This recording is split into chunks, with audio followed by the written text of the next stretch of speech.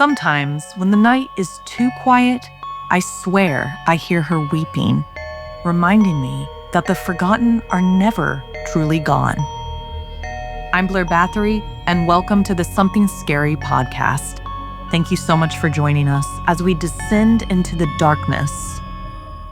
So, want to hear something scary? Not dead, just forgotten. Some roads are meant to be forgotten, but on Archer Avenue, one girl's memory refuses to stay buried, based on this true story retold by Sarah Lukasiewicz.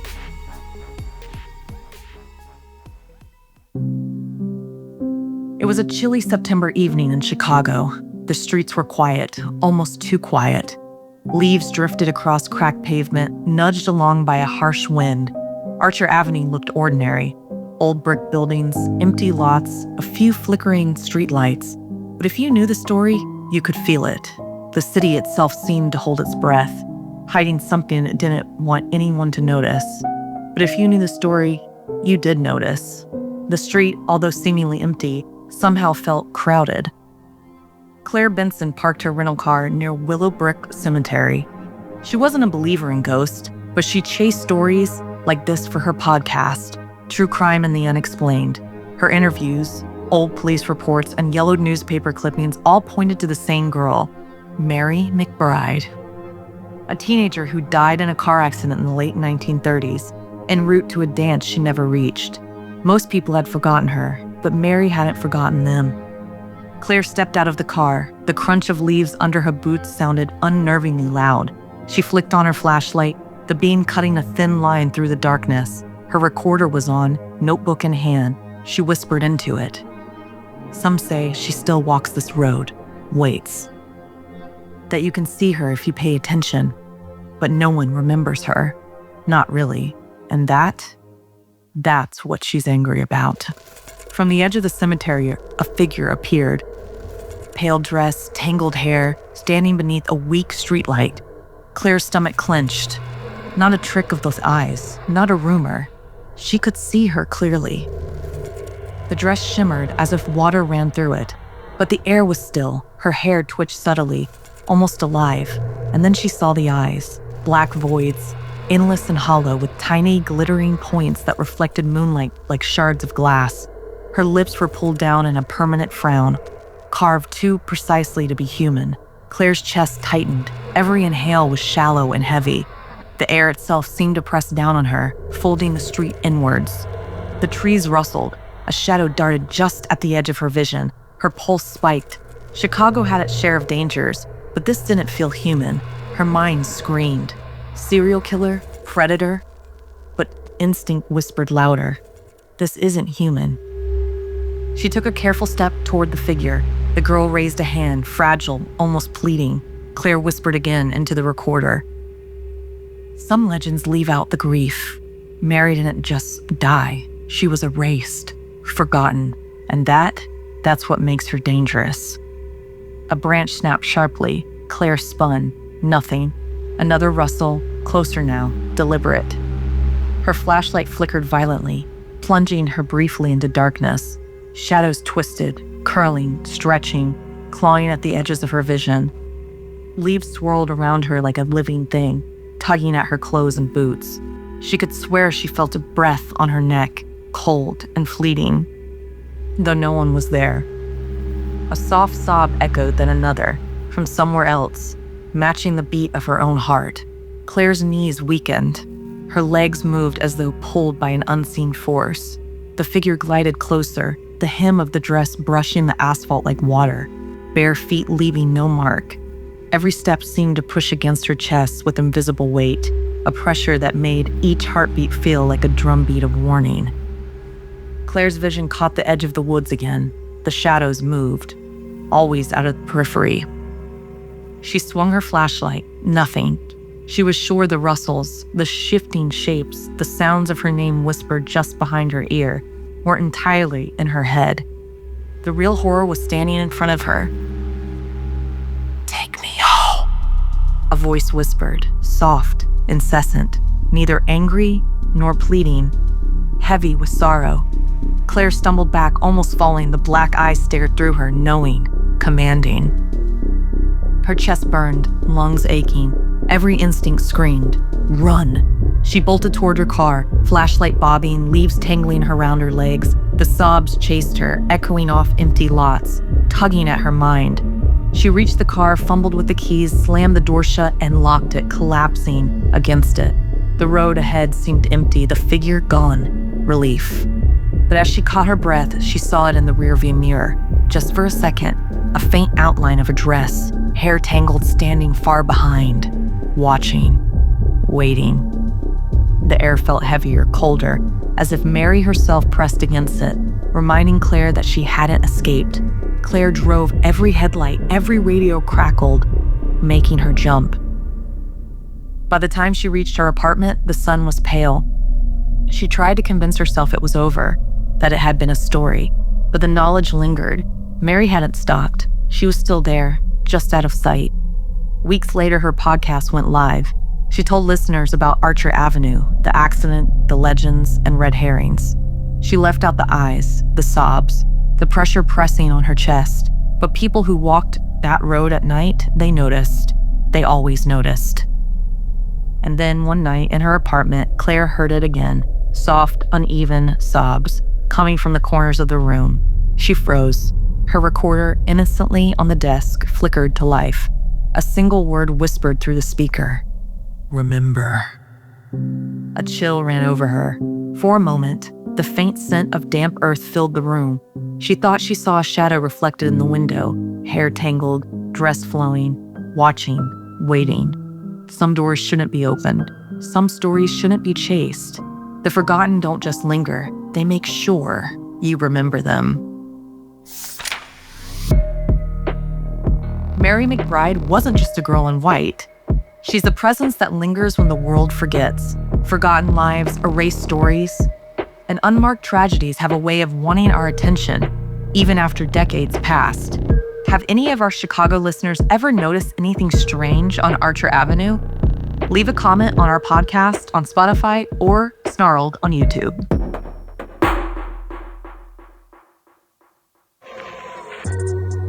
I just wanted to remind y'all to subscribe or follow us wherever you're listening to our podcast. And don't miss a single episode. And if you know someone else who loves horror as much as you do, share our podcast and let them know that we tell scary stories every week and help us spread the scares. Rate, comment, review, and let us know what you think of what we're doing. I try and read and respond to as many comments as I can, and we really do take into account what y'all tell us. And if you want to send us your own spooky encounter or untold true crime stories, email us at somethingscary@snarled.com, and you might hear me narrate you on the podcast.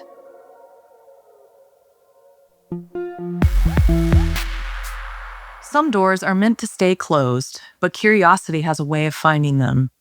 Like in this encounter sent to us by Master P.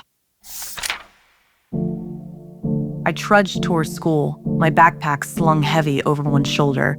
The leaves under my feet crunched with every step, and the air smelled of wood smoke mixed with wet earth. I hope I painted a clear picture for you. Everything about high school so far was new, exciting, and a little overwhelming. Every teacher said that was normal, but I didn't know. Something in my gut was waiting for the other shoe to fall. It was something about the building, the twisting halls around dark corners, as if the building itself was watching me. I'm Ethan, by the way. A typical high school kid worried about grades, friends, fitting in. But lately my thoughts kept drifting to the old wing of our school. Closed for years, left to rot, the old wing had become the kind of story everyone whispered about, but no one would ever actually go near. Teachers ignored it. Students mentioned it only in hushed tones, like saying its name too loudly might summon something. And somehow it felt like it was following me, calling to me. The hallways were bright that morning, sunlight spilling in through tall windows, but I couldn't shake the feeling that the light was just a thin veil over the darkness waiting beyond. From somewhere above the ceiling tiles, I thought I heard a scratching sound, faint and irregular. It stopped the instant I paused. I shrugged it off, though my stomach twisted. A few classmates glanced at me, then quickly looked away. Their expressions, it was hard to place. Fear? Recognition? At home, the tearful noise of my little brother Tommy drifting from the living room felt oddly jarring against the quiet tension in my chest. Mom hummed in the kitchen, her voice bright but hollow, like it didn't quite belong. I wanted to tell someone about the old wing, but the thought of their laughter turning to mockery made my mouth close tight. Who would believe me? By lunch the next day, I couldn't hold it in any longer. I cornered my friends Jude and Matilda at a quiet table. "Have you guys heard about the old wing?" I asked, leaning close. Matilda's eyes darted nervously around the cafeteria. "Yeah? Everyone says it's haunted." "Haunted how?" Jude chuckled, but his smile didn't reach his eyes. "I think we should see it for ourselves, just once. We'll be careful." The words came out faster than I intended. My heart hammered in my chest, half excitement, half fear. After school, we met at the back entrance. The hallway leading to the wing was darker than usual, as if the sun had been blocked by a something. Shadows curled around the walls, not like normal shadows, but like smoke that refused to disperse. My stomach clenched. For a moment, I could have sworn I saw a figure in a second-story window, staring down at us. When I blinked, it was gone. The door to the wing was worse than I remembered. Rusty paint peeled like scabs, the letters on the faded sign above barely clinging, threatening to disappear entirely. I could feel my chest tighten as we approached. The air that spilled out when we opened it was thick with mildew, and the sharp tang of rot carrying something else beneath it, something sweet, decayed, almost human. Floorboards groaned under our weight. Shadows seemed to shift just beyond the flashlight beams, forming vague, impossible shapes. Every corner we rounded felt alive. Every room hummed with quiet, waiting energy. I bent down to pick up an old yearbook in a library corner. A sudden brush of air ran across my arm. I yelped, spinning around. But the hallway was empty. Jude and Matilda froze, their eyes wide.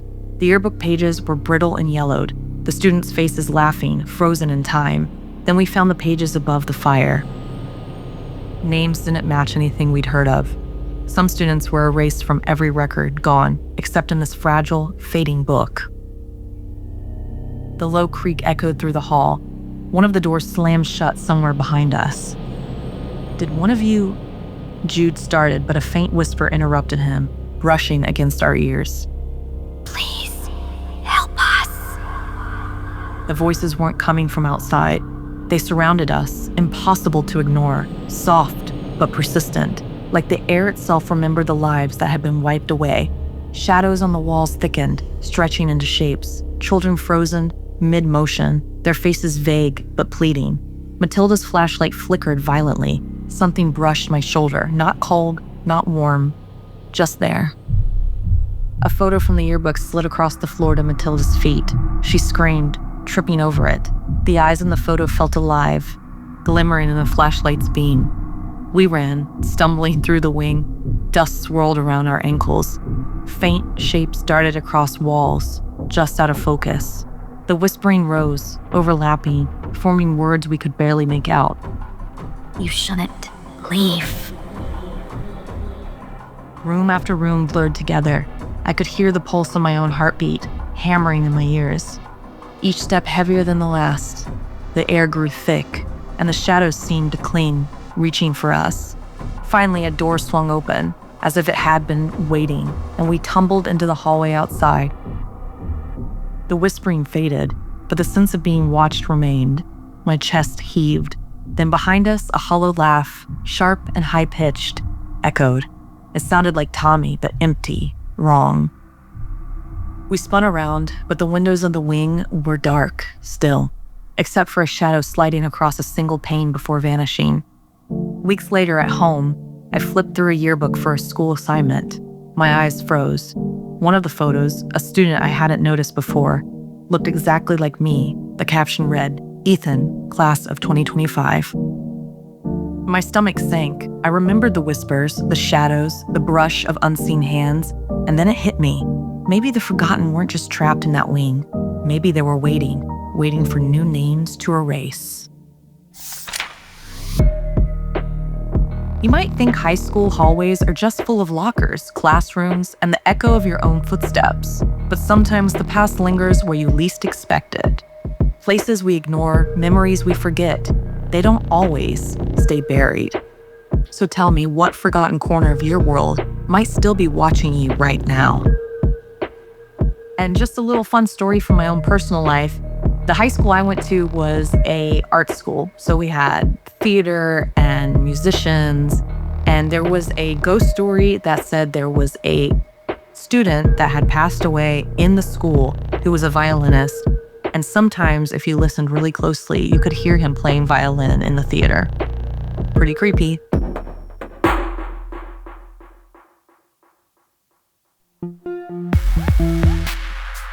It's time for something from our listeners, and this week I wanted to share an email we received. It's a scary story from Horror Freak Lover 123. Hey Blair, I've witnessed a paranormal experience before with my friend Jarrett. We were FaceTiming each other at night, and he wanted to play a prank on one of our friends. I thought it was dumb, so I dozed off for a bit. When I woke up a little while later, the computer started glitching. Everything was acting strangely. I asked him, "What's going on?" But he was too frightened to answer. I noticed he looked pale, shivering, like he felt something cold brush past him. Then I heard a voice, a soft, almost whispering tone, followed by footsteps coming from somewhere in the building. I told him to run out of the room, but the doors were locked. That's when we realized he wasn't alone at all. There had been a young girl named Leandra who died in that building long ago. Seeing her, I yelled, "Hurry, get out now, it's her!" Jarrett was shaking uncontrollably, and I was terrified, tears running down my face. Finally, he managed to escape the room. We promised each other we'd never do anything like that again. Whoa, that is a really creepy story. And if you've had a terrifying encounter yourself involving animals or something supernatural, tell us by emailing your stories at somethingscary@snarled.com. And don't forget to subscribe to YouTube at Snarled so you never miss an episode creeping your way. And trust me, you'll want to never miss a thing, particularly as we gear up for spooky season, my favorite.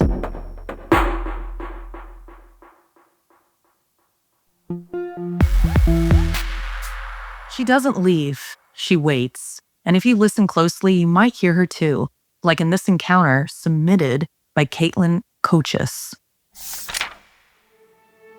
It was a night like any other. Cliché, I know. September, cool, quiet, too quiet, like the world was holding its breath. I hadn't slept in nearly 2 days. Deadlines, work, life piling up. My body screamed for rest. My brain wouldn't shut up. By 2 a.m., I finally surrendered. Brushed my hair, set the brush down, and turned toward my bed. Then I saw it. A flicker in the corner of my eye. I went to the window, down on the street, under the lamppost. A figure stood. A woman. Her hair hung in low, tangled curtains, covering her face entirely. She wore something white, not casual white, something long, flowing. Her gown caught the lamplight like it was soaked in moonlight, swaying with her movements.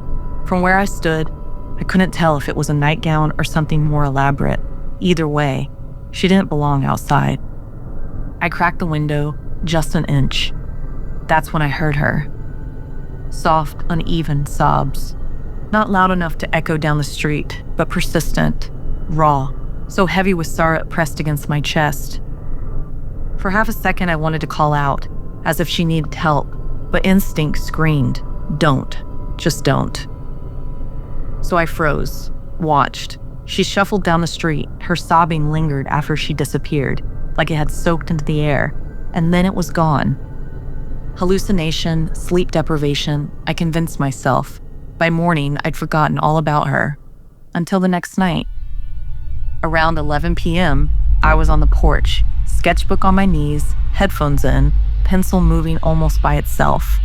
The neighborhood was dead quiet. No cars, no barking dogs, just shadows stretching too long across empty lawns. I felt a weight pressing in the chest, like the air had thickened. And beneath my music, I heard it again.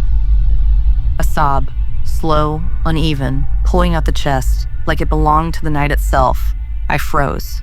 She was back.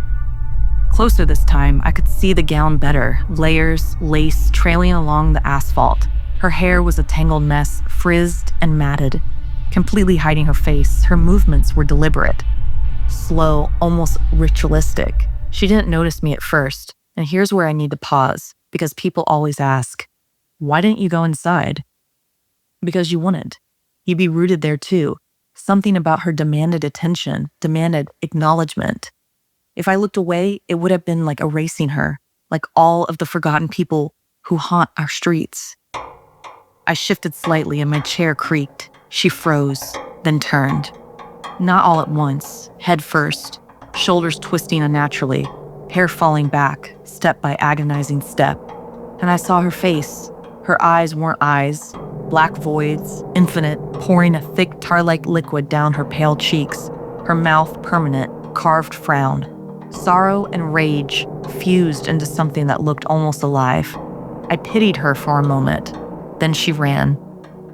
Not shuffled, bolted, gown snapping, hair whipping, wailing that cut from sorrow to rage mid-scream, faster than I thought possible. I didn't think. I dropped my sketchbook and headphones, bolted inside, slammed the door, locked it. Her fists hit immediately, hollow thuds, hard, relentless. I grabbed my phone and dialed 911, voice shaking, words spilling out like broken glass. I backed down the hall, fists still hammering at the door, until I shoved myself into the closet. Surrounded by coats and shoes pressed against the wall, I whispered into the phone. She's here. She's trying to get in. Please, please. Then silence. 8 endless minutes passed. Not a thump, not a sob, nothing. Finally, red and blue lights cut across the blinds. The cops searched the street, the yard, the porch, nothing.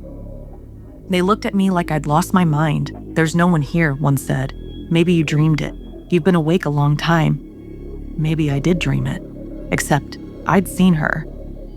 I can't make anyone else understand. The black liquid, the hollow eyes, the carved frown, the way she sprinted like she could tear through the door itself. They left with a report slip and a polite smile. I didn't sleep that night. Not really. Not for many nights.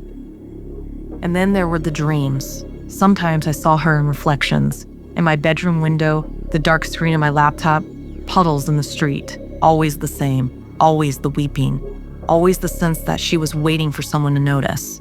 Other times, I would hear her in the pipes, running water in the bathroom, the tap, the sink gurgling, a soft, uneven sob echoing off the tile. And then there were the nights when I swore she was on the porch. I'd sit up, heart hammering, and there'd be nothing, but the air itself felt thick, heavier in the one corner, a presence, waiting. Here's the part where I have to just speak directly. There's no sugarcoating the story, okay? I found out something later. A neighbor, almost casually, mentioned an old story, a bride decades ago who lived right here on this street. Supposed to be married, fiancé never showed, nobody knew why, nobody cared.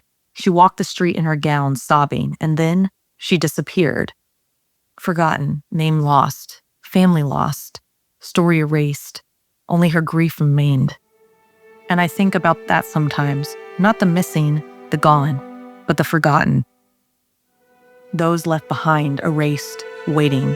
Because that's what she is, the forgotten. The one who won't be left behind anymore. I started noticing little things. My sketchbook from the night she chased me. 2 years later, it appeared on my porch. Soaked, ruined, the pencil marks smeared into something unreadable. I never touched it, never moved it. Sometimes I hear her crying from the open window. Sometimes I catch movement at the edge of my vision, and I don't dare look, not anymore. Because I knew she remembers me, and I remember her. This strikes such a chord with me because no matter how much we tell ourselves we'll never forget, the truth is we do. And how do you even know what you forgot if you've forgotten it? And sometimes the forgotten don't forget us. Now, if you close your eyes tonight, whose absence might come back to stare right through you?